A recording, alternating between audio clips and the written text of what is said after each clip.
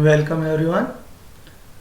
आज इस वीडियो में हम बात करेंगे, आपने देखा होगा एनसीईआरटी बुक्स में अक्सर जो है बॉक्स में ब्लू लाइन क्वेश्चंस होते हैं, ठीक है, क्लास 9th में या किसी भी एनसीईआरटी बुक में चैप्टर के बीच बीच में बॉक्स में कुछ क्वेश्चंस दिए रहते हैं टॉपिक से रिलेटेड जो ब्लू कलर से लिखे होते हैं।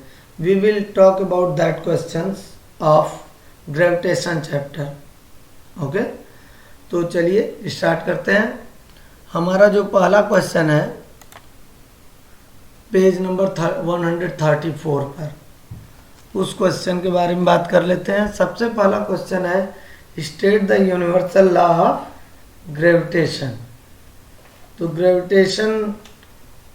ग्रेविटेशनल लॉ क्या है उसी के बारे में बताना है। तो मुझे लगता है अब तक सबको याद हो चुका है यह law.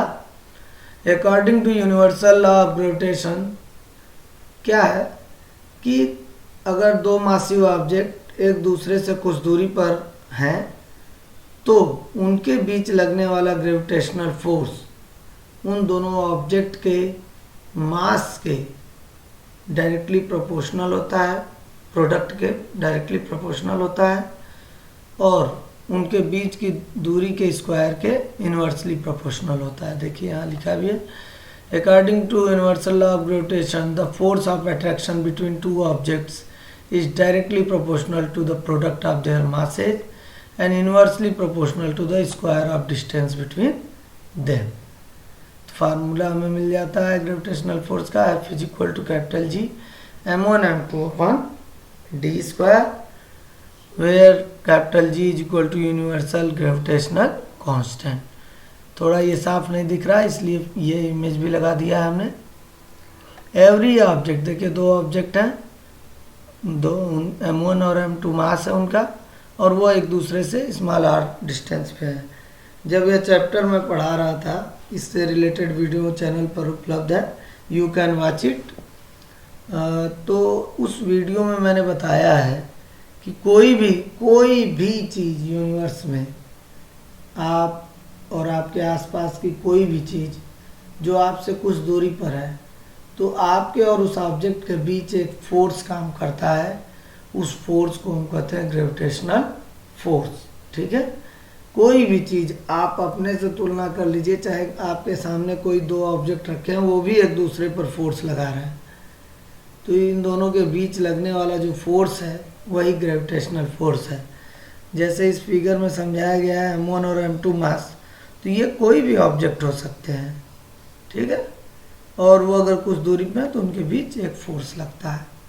Every object in the universe attract every other object with a force directed along the line of centers for the two objects that is proportional to the product of their masses। उनके मास के product के directly proportional होता है force, ठीक है, and inversely proportional to the square of the separation between the two objects, और उनके बीच की दूरी के स्क्वायर के इनवर्सली प्रोपोर्शनल होता है। यही यूनिवर्सल ग्रेविटेशनल लॉ है, जहाँ F क्या है ग्रेविटेशनल फोर्स, m1 m2 क्या है are the masses of the two objects, R is the separation या distance between the objects and capital G is the universal gravitational constant। अगला प्रश्न इसी पेज पर, write the formula to find the magnitude of the gravitational force between the earth and an object on the surface of the earth। देखिए पूछ वही चीज रहा है, बस अंतर ये कह दिया कि एक ऑब्जेक्ट अर्थ को बना दिया और दूसरा ऑब्जेक्ट बाकी सभी जितनी चीज़ें हैं अर्थ पर वो हो गई। तो पूछ रहा अर्थ और अर्थ पर उपस्थित अन्य चीज़ों के बीच जो अट्रैक्शन फोर्स लग रहा है ग्रेविटेशनल फोर्स, उसके मैग्नीट्यूड को कैलकुलेट करने का फार्मूला क्या होगा। कुछ नहीं भाई, the force of attraction between the earth and an object on its surface is given by capital F is equal to capital G capital M small m upon r square. Formula वही है, बस देखिए वहाँ m1 m2 था यहाँ पे capital M और small m है। कैपिटल एम क्या है? Mass of the earth. Capital M का मतलब मास ऑफ द अर्थ और स्मॉल एम का मतलब मास ऑफ द ऑब्जेक्ट जो कि अर्थ पर उपस्थित है। और अर्थ और ऑब्जेक्ट के बीच की दूरी को हम आर से रिप्रेजेंट करते हैं, कैपिटल आर से। क्यों? ये रेडियस ऑफ द अर्थ है। कैपिटल आर क्यों लिए? क्योंकि we have considered that the whole mass of earth is concentrated as its centre. ये फार्मूला यह मानकर दिया गया है कि अर्थ का सारा मास यानी मैक्सिमम मास उसके सेंटर पर ही कंसंट्रेटेड है। इसीलिए देखिए ऑब्जेक्ट और अर्थ के बीच की दूरी को कैपिटल आर से दिखाया गया है, रेडियस ऑफ अर्थ। ये देखिए यहाँ पे जब भी जो भी क्वेश्चन हम लगाते हैं या मैग्नीट्यूड का फार्मूला है उसमें यह मान लिया गया है कि जो अर्थ का पूरा मास है वो उसके सेंटर पे कंसंट्रेटेड रहता है, ठीक है, और ऑब्जेक्ट इसके सरफेस पे है, तो इन दोनों के बीच की दूरी क्या हुई? रेडियस ऑफ अर्थ, ठीक है। तो यही फार्मूला यूज करेंगे। यूनिवर्सल ग्रेविटेशनल कांस्टेंट है capital G, capital M mass of earth, small m mass of object, R जो है radius of the earth. Okay, page number 136 पर दिया हुआ है what do you mean by free fall. तो बताया गया था when an object is dropped from a certain height it begins to fall towards Earth's surface under the influence of gravitational force. Such a motion of object is called free fall. भाई जब आप किसी object को कुछ ऊंचाई पर से छोड़ते हैं तो वो बड़ी तेजी से नीचे की ओर गिरने लगता है। किसके कारण? अर्थ के ग्रेविटी के कारण, ग्रेविटेशनल फोर्स कारण। तो जब भी कोई ऑब्जेक्ट पर केवल और केवल ग्रेविटेशनल फोर्स काम करता है तो ऑब्जेक्ट के उस फॉलिंग को हम फ्री फॉल कहते हैं, ठीक है। अगला क्वेश्चन है what do you mean by acceleration due to gravity. तो बताया गया था कि the acceleration that an object has in its free fall towards earth is called acceleration due to gravity. भाई the acceleration which is gained by an object because of the gravitational force is called its acceleration due to gravity। भाई कोई object जब नीचे की ओर drop किया जाता है तो अर्थ उसको अपनी ओर खींचने लगती है, तो खींचने लगती है तो उसकी वेलोसिटी में चेंज आने लगता है। पहले कम था, फिर तेज, फिर और तेज, फिर और तेज। तो ये जो चेंज इन वेलोसिटी आ रहा है यानी उसके अंदर एक्सेलरेशन आ गया। तो ये किसके कारण आ रहा है? अर्थ की ग्रेविटी के कारण। इसीलिए इसको हम कहते हैं acceleration due to gravity. Its SI unit is metre per second square. Acceleration due to gravity is a vector which means it has both a magnitude and a direction. The acceleration due to gravity at the surface of earth is represented at small G. भाई earth के लिए acceleration due to gravity हम small G से represent करते हैं ना। Small जी की value कितनी होती है?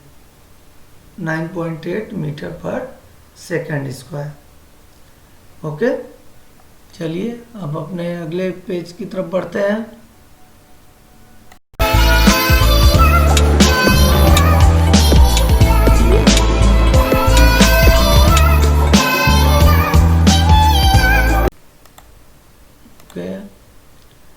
What is the difference between the mass of an object and its weight?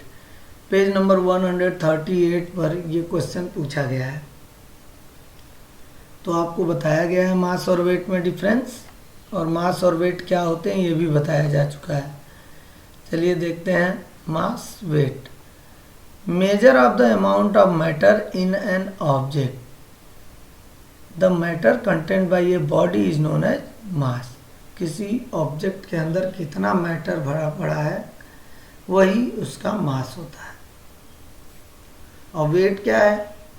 Wait तो वही major of gravitational force on an object, किसी ऑब्जेक्ट पे कितना ग्रेविटेशनल फोर्स लग रहा, उससे क्लियर हो जाएगा उसका weight. Second point, mass is always constant regardless of location in universe, किसी भी ऑब्जेक्ट का मास कभी चेंज नहीं होता, उसे आप कहीं लेके चले जाइए अर्थ पर, चाहे यूनिवर्स में कहीं भी, जितना मास अर्थ पे रहेगा उतना ही मास मून पर भी रहेगा, उतना ही मास जुपिटर पे भी रहेगा, कहीं आप लेके चल जाइए। लेकिन weight varies depending on object location on earth, लेकिन जो वेट है वो डिपेंड करता है, अलग अलग जगहों पे अलग अलग होता है। रीजन देखिए, रीजन ये है कि W is equal to mg, weight का फार्मूला ये होता है। तो मास तो कांस्टेंट होता है, कहीं नहीं बदलता, लेकिन इस g की वैल्यू तो अलग अलग स्थान पे अलग अलग होती है। अर्थ पर कुछ होगी, किस मून पर कुछ, जुपिटर पर कुछ। तो जब g की वैल्यू बदलेगी भाई तो वेट भी तो बदलेगा। तो इसका मतलब तो g की वैल्यू बदलेगी तो W भी बदलेगा, वेट भी, यानी मास कांस्टेंट है, वेट बदलता रहता है। नेक्स्ट है मेजर्ड बाय बैलेंस। आपको बताया गया था कि मास को कैसे मेजर करते हैं, नापते हैं, बीम बैलेंस से या किसी भी बैलेंस से, ठीक है। जबकि वेट को नापने का तरीका क्या है, स्प्रिंग स्केल या स्प्रिंग बैलेंस से हम नापते हैं इसको, वेट को। मास की यूनिट किलोग्राम, ग्राम, मिलीग्राम होती है, जबकि वेट की यूनिट क्या होती है, न्यूटन, क्योंकि weight is also a force. Weight क्या है, measure of gravitational force on an object, किसी ऑब्जेक्ट पर ग्रेविटेशनल फोर्स जो लगता है उसी को वेट कहते हैं उसका। तो वेट की भी यूनिट न्यूटन हुई। अगला पेज, अभी इसी में का क्वेश्चन 2 है हमारे पास कि why is the weight of an object on the moon 1/6 its weight of on the earth. ऐसा क्यों होता है कि किसी ऑब्जेक्ट का वेट जब मून पे हम ले जाते हैं तो उसका 1/6 टाइम्स हो जाता है, क्यों हो जाता है? तो देख लेते हैं, ये बताया गया है वीडियो में आप लोगों को पहले ही चैप्टर के। The weight of an object on the earth is the force with which the earth attracts the objects. Earth पर किसी ऑब्जेक्ट के वेट का मतलब है कि अर्थ कितना फोर्स लगा रही है उस ऑब्जेक्ट पे, ठीक। और इसी तरह the weight of an object on the moon is the force with which the moon attracts the object. Moon जिस फोर्स से किसी ऑब्जेक्ट को अट्रैक्ट करेगा वही उसका वेट मून पर होगा। The mass of the moon is less than the mass of अर्थ, ठीक है। जो मून का मास है वो अर्थ की तुलना में कम है। तो जब मून का मास कम है तो वो ऑब्जेक्ट पे फोर्स भी कम लगाएगा। अर्थ का मास ज़्यादा है तो वह ऑब्जेक्ट पे फोर्स ज़्यादा लगाएगा। भाई हम जानते हैं कि जिस ऑब्जेक्ट का जितना ज़्यादा मास होगा वो उतना ज़्यादा ग्रेविटेशनल फोर्स लगाएगा। तो ये मून है, तो मून का मास कम है अर्थ से, तो मून ऑब्जेक्ट जो है उस पर कम फोर्स लगाएगा। और वही ऑब्जेक्ट जब अर्थ पर आएगा तो अर्थ उस पर ज़्यादा ग्रेविटेशनल फोर्स लगाएगा, ठीक है। So the moon exerts lesser force on the objects than the earth. अर्थ की तुलना में मून कम फोर्स लगा रहा।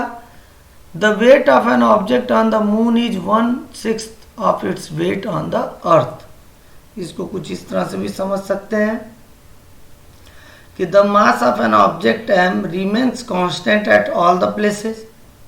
Acceleration due to gravity changes from place to place. So we can say that the weight of an object depend on the acceleration due to gravity. क्योंकि अभी हम लोगों ने एक फार्मूला पढ़ा W is equal to m into G. तो at moon the acceleration due to gravity is, इसकी value 1/6 time that of the earth. अर्थ की तुलना में मून पर ग्रेविटी कितनी होती है, 1/6 times. This is the reason why the weight of an object on the moon is 1/6 of its weight on the earth. भाई gravitational acceleration की value moon पर 1/6 टाइम्स होती है अर्थ की तुलना में, इसी वजह से वेट भी 1/6 टाइम्स हो जाता है। यहाँ पे अर्थ और मून का मास और रेडियस दिया है, आप चाहें तो इसे याद कर सकते हैं। अब पेज नंबर 141 पर एक क्वेश्चन है, why is it difficult to hold a school bag having a strap made of a thin and strong string. मतलब अगर पतली रस्सी से बना है हमारे बैग का स्ट्रिप, तो उसे टांगना थोड़ा मुश्किल होता है। क्यों? It is difficult to hold a school bag having a strap made of thin and strong string. अगर ये स्ट्रैप जो है स्कूल बैग का पतला होता है, तो जब हम अपने कंधों पे स्कूल बैग को डालते हैं तो हमको बहुत तकलीफ होती है, दर्द होता है। क्यों? Because the thin string has very less contacting area in case of A school bag. समझे? अब ये हमारे कंधों के शोल्डर्स के कांटेक्ट में है, तो इसका जो कांटेक्ट एरिया अगर बहुत पतला रहेगा, तो आप पढ़े हैं एक फार्मूला,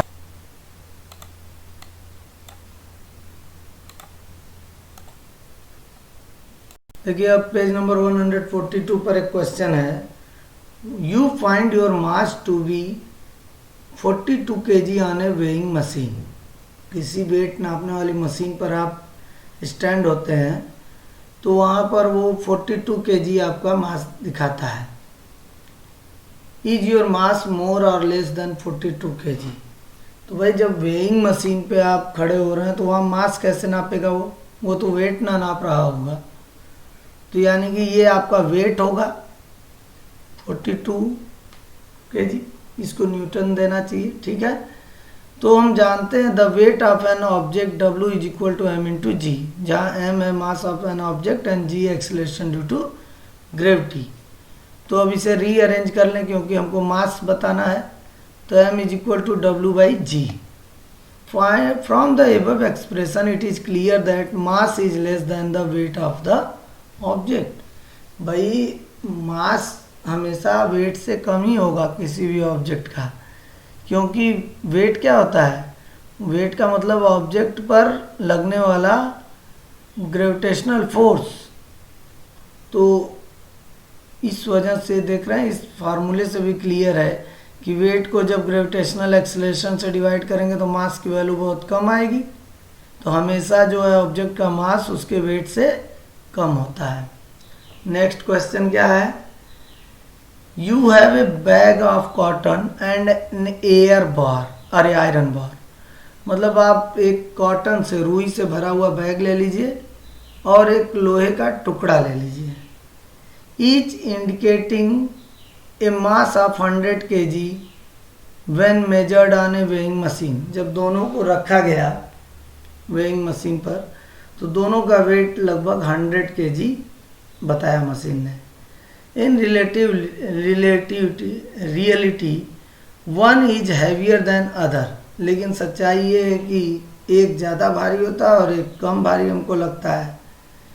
अगर भाई 100 kg का रुई का बैग उठाना हो तो आप फिर भी उसे उठा लेंगे, लेकिन जो है एक मतलब आपको लगेगा कि मैं उठा लूँगा, और एक लोहे का बड़ा सा ब्लॉक है 100 kg का, तो आप उसे हिला भी नहीं पाते। Can you say which one is heavier and why? क्यों भाई? तो iron bar is heavier than the cotton bag because of the mass the iron bar will have lesser surface area and hence will apply more pressure on holding। अब हुआ क्या कि भाई अब 100 kg cotton का मतलब तो बहुत बड़ा क्षेत्र, बहुत जगह घेरेगा, उसका ज़्यादा एरिया होगा। तो जब उसका ज़्यादा एरिया होगा तो वो ग्राउंड पे प्रेशर कम डालेगा, P is equal to F by A से।